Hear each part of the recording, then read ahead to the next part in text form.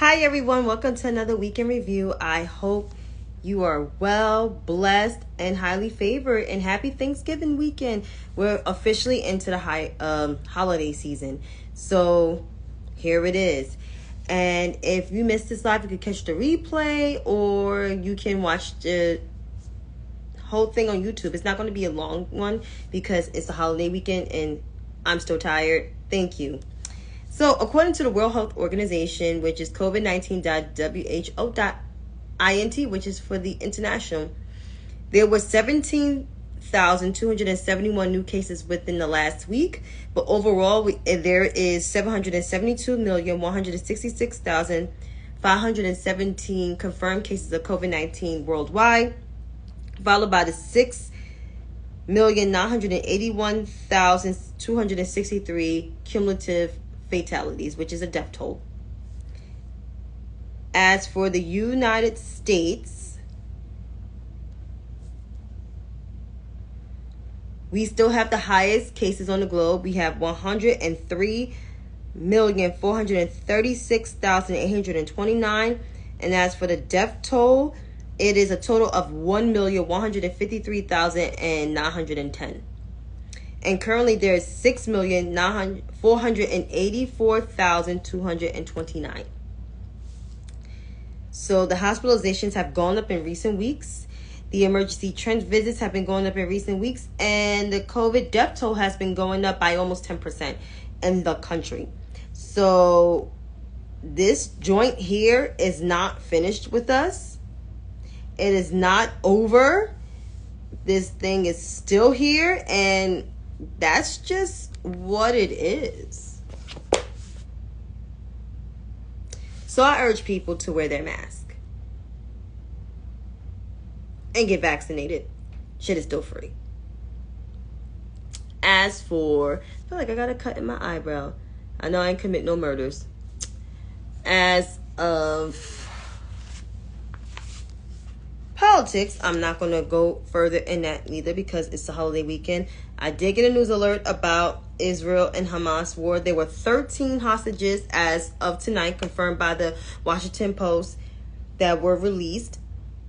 And I think 13 Israeli hostages were released by Hamas, and 12 Thai hostages were released. This has all come from the 4-day pause fighting. We don't know how long this pause would be. I am not a foreign policy expert. I have said that 1,000 times. I'm not picking a side when it comes to women and children being held captive against their will. So this thing is nuanced, and I'm not getting involved. But what I do know is we got to have sympathy for the people of Gaza as well as the women and children in Israel. That's all I'm saying. But there will be more developments with that. You just got to pay attention. If you don't know foreign policy exchanges or foreign policy in general, keep your mouth shut. That's for all people. Now, sinking into the 2024 elections, because there are people vowing not to vote for the president. But before I get into that, I want to talk about the debacle in the GOP, which I find it comical because there are two supposed top contenders, but the evangelicals have dropped out the race. And I said it before with Timothy and Michael. Their campaigns were going absolutely nowhere. I mean, their campaigns were a bad start off, did not really have a big crowd, and then really have no policy plans to progress this country forward. It was basically to take this country back. So I'm not surprised those two will drop off. I'm assuming Asa Hutchinson will be next on the chopping block. The guy from North Dakota will be on the chopping block, as even Christopher James Christie will be on the chopping block. But who else is going to be on the chopping block is Ronald DeSantis, the governor of Florida, because GOP donors are like backing the hell away from him because he's too extreme. They want somebody that appeals to white independent voters, which I'm going to get into them soon.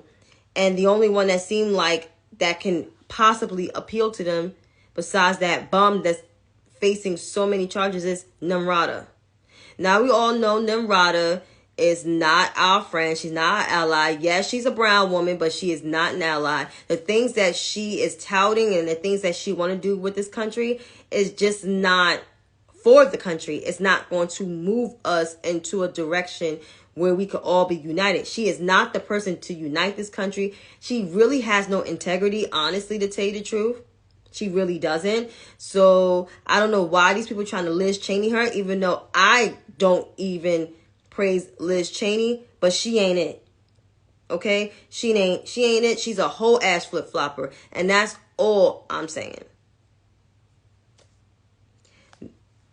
Now getting into what I'm about to get into, because I'm not going to be that long. You know, there's people vowing, literally vowing to not vote for Joe Biden. And I'm talking about Democrats, and I'm talking about Democrats that are, some that are my age, but more so younger millennials and Gen Z. This message is for you.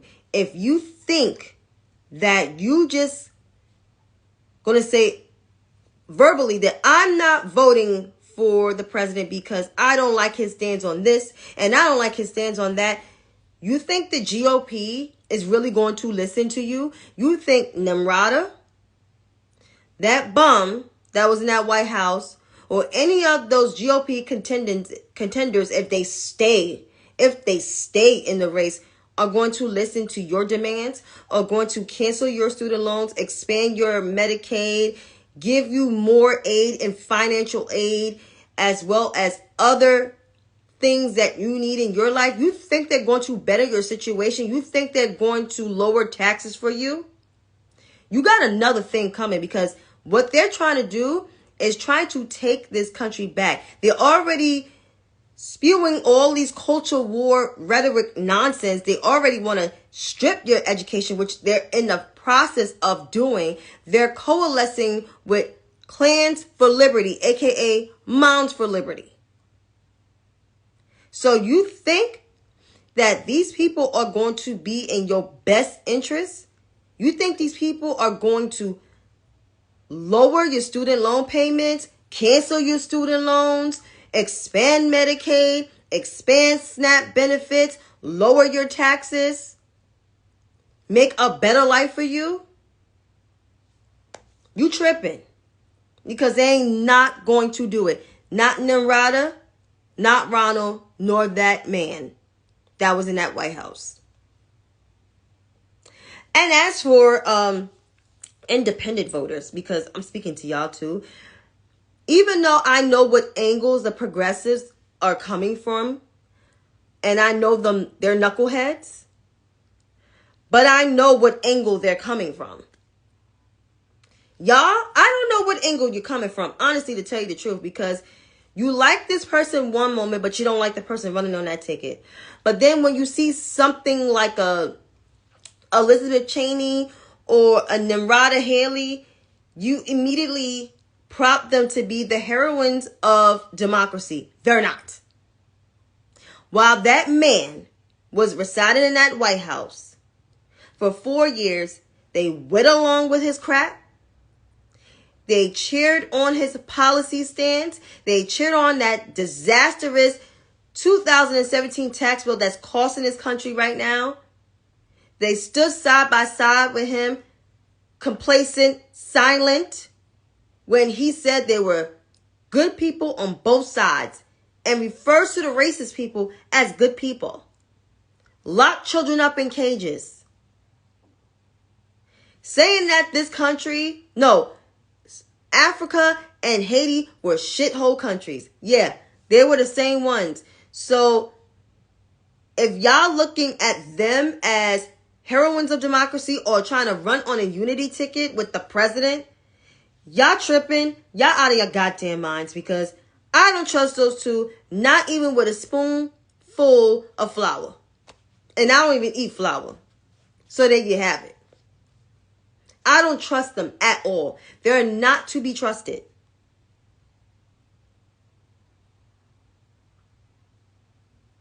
So I'm looking at y'all. You don't have to like the vice president. The vice president is not here to like you. She's here to tout the Biden and Harris administration's policy efforts. Are they finished yet? No. That's why the slogan is finish the job. In order to finish the job, you got to vote for them and you got to vote down ballot. That means vote them knuckleheads in the lower chamber out of office and vote out those disastrous Republican senators that is not voting for stuff in your best interest. That's all I'm saying. Now tying in and getting at Mr. Phillips. Mr. Phillips have lost his rabbit mind. I mean, from the interview with The Atlantic this week to his appearance with Abby Phillips, backtracking and backpedaling the things that he said about the vice president and echoing what people said. No, I think you believe in that, sir. I think you really do. I think you're hiding behind a D behind your name in the office that you served in. Yes, you may have voted for, the Biden and Harris agenda, but we don't know your motives. That's almost like with Joe Manchin trying to do a unity ticket with a Republican, like that's going to move the country. It's not. This country is still heavily divided, and we got the right person in there that can heal this country. And this country is not going to be healed overnight. It's not. It's going to take the work of the majority population of this country, and that's white people as a whole, to acknowledge that there was there were systemic racism in this entire country. There was racial injustices in this country, and my ancestors did that, and we got to fix this. And in order to fix this, we have to listen. Listening is always the key. If you don't listen and listen to people's experiences, how would you learn and understand? That's what being an ally is. Listening and understanding, and how to frame your language and your approaches when it comes to talking to people with different races who experience racial injustices and inequality in this country. That's what it takes to be an ally. Not getting offended when there are percentages of stats proving that your folks vote against their best interests. That's why it's important to learn and educate yourself. Have those hard conversations with people. Start with your own circle and then get out of your bubble. That's how you will learn.